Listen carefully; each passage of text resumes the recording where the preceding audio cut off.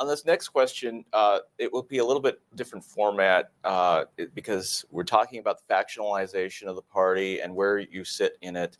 While we've spent most of this debate discussing policy and will continue, as much as we wish it weren't so, national politics today is no longer about issues and policy, but whether or not you are a Trump supporter or not, and to what degree, which is why many feel more than ever that America is dictated by cults of personality. Each of you have different membership and relationship with the Republican Party, as every Republican does have a different relationship with Trump. Starting with Rick, 15 years ago, your core values started in a more libertarian direction and have migrated to a more politically expedient populism and to enhance your ability to grow your base. Do you feel like you have diluted your core values by pandering to issues that get attention, often are not actually relevant to North Dakota sometimes, and may undermine your ability to influence those who agree with your core values but disagree with your evolution on your platform? That was a very lengthy and interesting question, Dustin.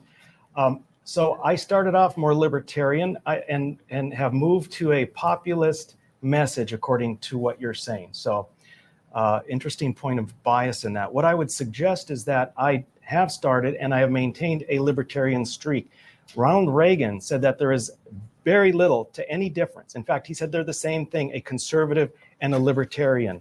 Conservatives and libertarians want government out of their lives.